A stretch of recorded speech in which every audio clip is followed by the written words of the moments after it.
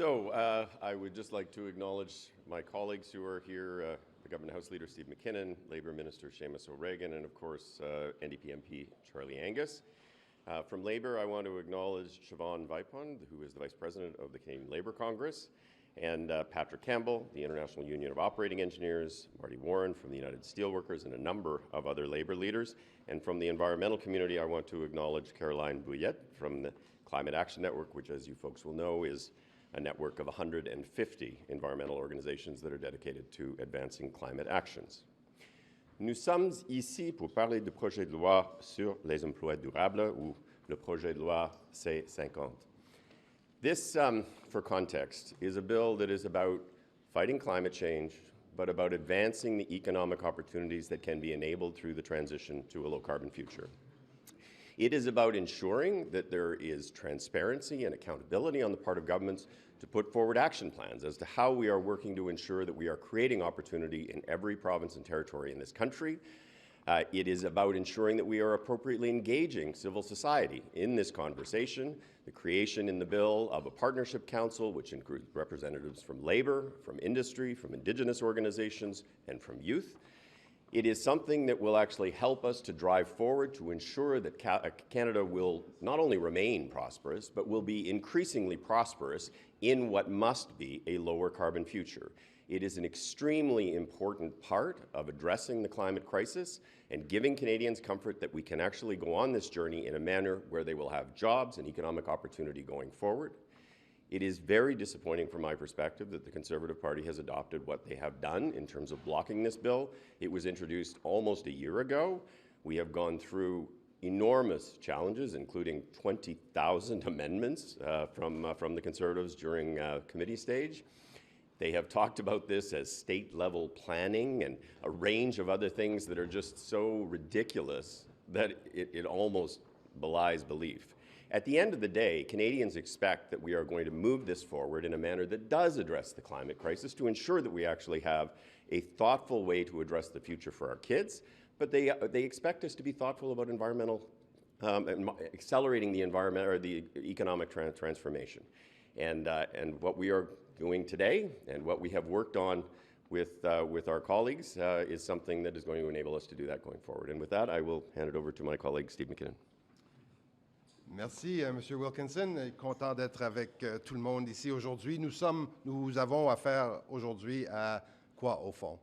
Un projet de loi qui crée des opportunités, notamment des opportunités pour des travailleurs dans toutes les régions du Canada. Et ce à quoi on a fait face, il s'agit de robots-amendements, robots-modifications par des robots parlementaires qui font en sorte que c'est de l'obstruction encore. Je vous parle constamment de l'obstruction conservatrice dans cette Chambre qui empêche le progrès, qui empêche les opportunités économiques, qui empêche à ce que le Canada progresse comme pays économiquement et de façon équitable pour notre climat. I've spoken to you before about conservative obstruction. My predecessor talked to you before Christmas about giving Mr. Poilievre a timeout, and the timeout's over. Mr. Poilievre now will have to have his members come here and vote for as long as it takes on a couple of hundred amendments that survived that robo-amendment process that they admitted was undertaken by artificial intelligence, by robo-caucus members and robo-parliamentarians. This is not the way to make progress for Canadians. It's not the way to make progress for climate change, and it is not the way to offer economic opportunity for Canadian workers. So we're here to say that we're going to be here as long as it takes. The timeout is over, Mr. Poilievre. Your childish obstruction and antics hopefully will allow you to not do a fundraiser somewhere tonight and be here with your members to stand up against this very, very progressive piece of legislation that creates opportunity for Canadian workers. And with that, I want to pass it along to our colleague Charlie Angus, who will also have some things to say about the bill. Merci. We are here as New Democrats to say that we are fulfilling a promise that was made to energy workers, to people who are working every day in the automotive sector, people who are working in the mines, who told us We see a worldwide transition happening, and we don't want to be left at the edge of the road. We want a seat at the table. And the need to have the voice of organized labor involved in the massive worldwide transition that's taking place is a milestone. It's a milestone for another reason, because it was also about reaching out and speaking to our environmental partners who are saying, our planet's on fire. Enough talk, enough press releases, we need an action plan. So C50 is part of an action plan to make sure that we can have good, sustainable jobs while protecting our planet. If you listen to the antics of the Conservatives in the House, they told us today that this was some kind of globalist agenda. They're using the language of disinformation. They're using the language of conspiracy. At our committee meetings where we were trying to bring forward amendments to help workers to make sure that they had a seat at the table, we had to work through 8 hours of constant screaming and shouting. These were gong show brown shirt tactics that any parliamentarian or anyone who watches the House of Commons would be ashamed to witness. But this is the tactics of Pierre Poilievre, because they cannot support an agenda that is actually pro-worker, pro-environment, and pro-democratic. But we are not going to be intimidated. We said it didn't matter how many idiotic bot messages they created as their amendment machine. We would stay here and vote to get this through, because this was the promise that we made to Labour, to the environmental community, and to Canada. So we're ready to stay and vote all night. And as my colleague said, I really hope Pierre Poilievre will take time out of his $1,700 fundraisers and actually show up and vote tonight. Because we're not stopping until this is done and we can deliver a win for the Canadian people. I'm going to turn it over now to Siobhán Vipond of the Canadian Labour Congress. My name is Siobhán Vipond. I am Executive Vice President of the Canadian Labour Congress, and I am proud to be here speaking on behalf of 3 million unionized workers. I am joined by Patrick, who is here from the International Union of Operating Engineers, as well as Marty Warren, who is here, who's the National Director of the United Steelworkers. Canadian jobs of the future need to be the kind of good jobs. They need to be unionized jobs that have built our economy. These are jobs that have benefits that support families. They have benefits that make sure that families and our kids have good health. The Sustainable Job Act sets out a goal, creating and protecting sustainable jobs.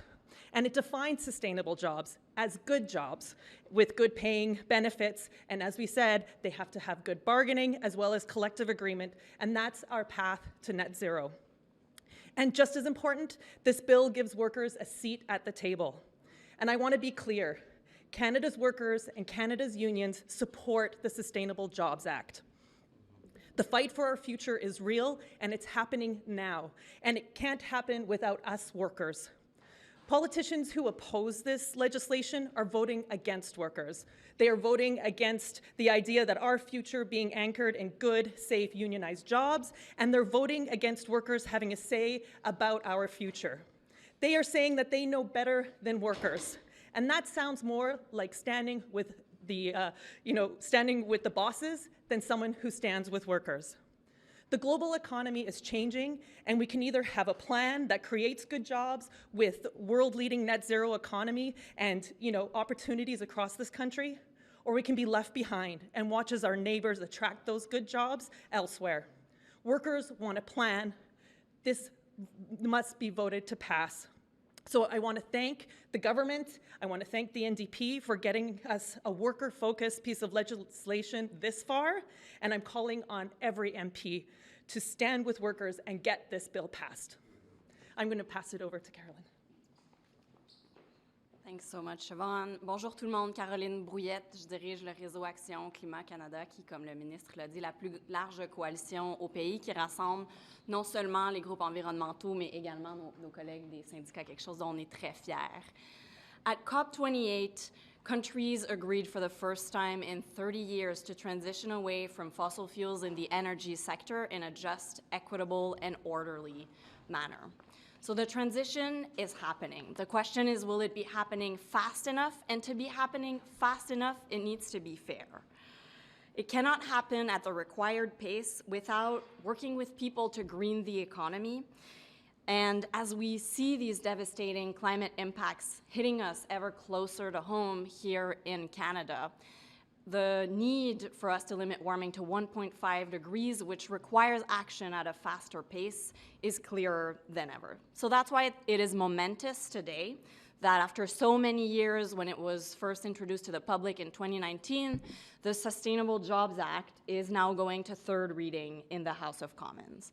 As was said by colleagues, this bill gives workers and communities a seat at the energy transition decision-making table, and it holds the government accountable, whoever is in power, to report and plan on labor impacts. However, despite the importance of this policy, of this issue, we've seen some politicians playing political games, stalling legislation, and gambling with workers' futures. And at the same time, all around the world, and right here at home in Canada, we're also seeing right-wing actors erode hard-won progress on climate and sow misinformation about the crisis that we're all faced with. So that's why we really welcome the collaborative efforts by the government and the NDP to pass this crucial legislation in the House, and it needs to be adopted swiftly. Because the transformation of the global economy is happening, and politicians should not be holding up a mechanism that allows us to proactively plan for it and that supports people through it. On peut saisir les opportunités de la transition, ou bien on peut faire le choix de se mettre la tête dans le sable et d'être laissé derrière. Merci. So why are we doing this now? This timeout, as you describe it, for Pierre Poilievre lasted several months. Why are we pulling the trigger at this moment? Because it's time. We have a very imposing agenda. We have a budget coming up next week. We have a fall economic statement. These are all things that Conservatives stand in the way of. And at a certain point, a responsible government working with the opposition, working with, obviously, as you saw, labor groups, environmental groups across the country, but also business groups. We have to put on the table this hope, this opportunity that will be presented. It is limitless, and Canada needs to be there. Workers need to be there. Our planet depends on us making this successful transition. And Mr. Poilievre, you know, 20,000 robo-amendments created by AI, but he couldn't muster up one single constructive suggestion. Not one thing contained in all of those amendments, and you can read them all. It's deleting the short title. It is obstruction. It is irresponsible. Canadian workers and Canada generally cannot stand for this kind of tactic, and it's time to call them on it. Minister Wilkinson, one of the criticisms of the bill is that it sets up some committees and things that the government needs to do to monitor and sort of report on it, but doesn't include any actual training, retraining programs for workers. Why does this bill have to actually pass for you to retrain workers? Why do you need it? Well, I mean, one of the elements of the bill is a requirement to actually put out an action plan every 5 years. And we put out an interim action plan last year, and we are required to put out the first full action plan next year, or later this year, actually. So the action plan actually outlines a whole range of actions on the economic side, but also on the support side in terms of worker transition and worker support. And so that is something that will continue on. But what this bill does, just like the Net Zero Accountability Act, is it requires that governments of any political stripe actually be transparent about what their plan is to ensure that they're actually growing the economy. It puts in place mechanisms to ensure that there's an opportunity for workers to have a seat at the table, for environmental organizations to have a seat at the table, for Indigenous communities to have a seat at the table, for industry to have a seat at the table in informing the strategies that are going to be put into place going forward. So it is very important. But it's not required. You could launch training programs and things without this. We have. We've already committed over $1.5 billion to workforce training, largely through ESDC. So we are not waiting. But at the end of the day, this is about ensuring both transparency, accountability, but it's also ensuring appropriate engagement with folks that are going to be the ones that are going to benefit from this. This bill was amended at committee to make it so it doesn't come into effect until 2040. Is the plan still to reverse that with the amendments coming in the next couple of days? Okay. Minister Wilkinson, what do you think of NDP leader Jagmeet Singh seemed to suggest today that your approach to the consumer price on carbon was making working families pay and benefiting big polluters. What do you think of that? Well, look, the price on pollution has an industrial component and a retail or a consumer component. It is important that big polluters pay, but it's also important that they do that in a manner that doesn't disadvantage Canada vis-a-vis the United States for trade-exposed industries. The system, I think, functions very well, but we're always open to constructive suggestions. But the consumer price, I would tell you, is an important part of the climate plan. It creates an incentive. And at the end of the day, I would say to Mr. Singh that he knows that 8 out of 10 Canadian families get more money back, and it works directly inverse to income. So it's those people who live on the most modest incomes that have the highest net benefit. And so at the end of the day, it is an affordability mechanism. So I agree with them that big polluters need to pay. But it's also important to have a comprehensive plan that creates the right incentives for people to actually think about the choices they make. Mr. Angus, you on that? Do you have any concerns that the consumer carbon price is making people pay rather than big corporations? One of the things that we've seen, and I'll just speak very quickly on this because I'll leave it to our leader who is speaking on this and is much more eloquent than obviously than I've ever been, is that we need to actually deal with emissions, and one of our problems with emissions is that some of the big players are not doing their part, and they need to do more. And I think we need to look at pressure on them, and people are paying a lot at the pump. While big oil is making record profits, people are paying a lot at the grocery stores, while companies like Loblaws are just raking it in. So we put forward a number of motions, bring forward a bunch of ideas, and we're going to continue to push our good friends here really hard to make them deliver. Minister Wilkinson, but what do you think about the fact that the NDP, who have supported the consumer price on carbon since you've implemented it, seem to be kind of backing off their support from that amid all the pressure on that? What does that say to you? Well, I haven't had a direct conversation, and I haven't seen the statements made by the NDP leader, so I want to give him the space to actually. But what I would say is it is important for us to take action on climate. I don't think we have a difference of opinion with the New Democratic Party on that.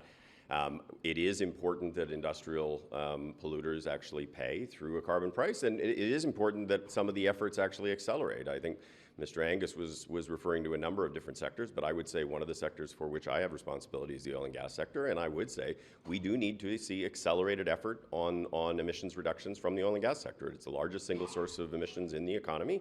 Emissions are going up and not down, and we do need to see progress. And so that is something that we are continuing to work on, and we're going to continue to work on going forward. Can you walk me through the next couple of days here? The Speaker cut the amount of applicable amendments, but we're still looking at 10, 20 hours of consecutive voting, potentially spilling into the weekend. Yes. Are both your caucuses on board for that? Yeah, well, I can certainly speak for mine. Mr. Angus can speak for his, but we are absolutely going to be there for every single vote, to win every single vote, because every single vote matters. Every single vote, robo-amendment put forward by the Conservatives would roll back this progress.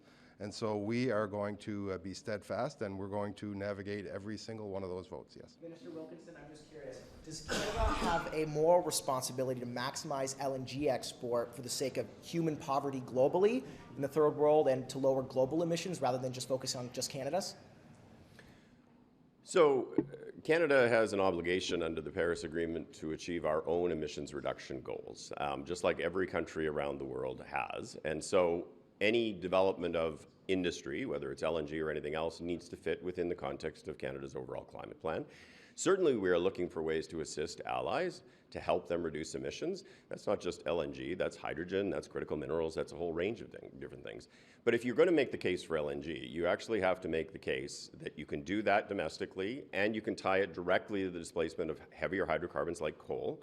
And you have to recognize that in order to actually bring emissions back to Canada under Article 6, you actually need to have a country that's far ahead of its emissions reductions goal. I'm not aware of any G7 country that is ahead of where it needs to be with respect to emissions reduction. So it is you know, I've heard Premier Moe, for example, say we should get credit for some of the low-emission agricultural products that we actually sell to the world. Well, that's like saying Denmark should get credit when they actually sell wind turbines to Canada. Like, at the end of the day, we get the jobs and the economic opportunities associated with the things that we do here, but we have to manage our own emissions, and we have to try to help our allies do the same thing for them. But we don't get credit for that. And how do you, how do you balance, for example, the need to create these sustainable jobs that you speak of with, for example, the affordability crisis that many people are facing? Just quickly, this is the last question because Minister Wilkinson has to speak in the House reactor. Sure. Sure, you have to address affordability in the context of thinking about the energy transition, but let's be clear. Climate change is a scientific issue. It's not a partisan issue. It's not a political issue. It's not like you can choose not to address climate change. At the end of the day, you have to do it in smart ways, ways that actually look to seize the economic opportunities that are associated with the transition to a low-carbon future, and do it in a manner that addresses affordability, like the price on pollution, where 8 out of 10 Canadian families get more money back, and it's actually lower-income people that benefit the most. Mr. Angus, have you spoken to Shan Stubbs or any of the Conservatives on sustainable jobs since what happened at committee, or has that been radio silence since then? Well, I tried to engage with Ms. Stubbs today because she believes that the efforts to reduce climate and our effort to work with workers is a woke globalist agenda. I find that language very troubling. She repeated globalist. I mean, those are key words in conspiracy, endangers conspiracy nutter territory. So that's where they're at on this. Our focus is we met with workers, this is what they want, and we're going to deliver. Thanks. To get the labor union's perspective on this debate about the consumer price on carbon right now, then the NDP kind of pulling their support, would you be able to speak on that? Well, what we know is that it's going to take a suite of policy options in order for us to get to net zero.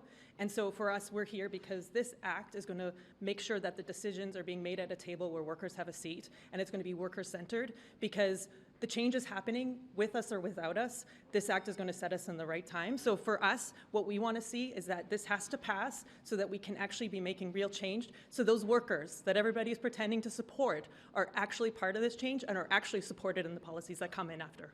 And let's be clear, I just want to talk about this vis-a-vis affordability. This addresses affordability. RBC has said there are 400,000 job opportunities out there for Canada to seize. So if that's not addressing affordability, I don't know what is.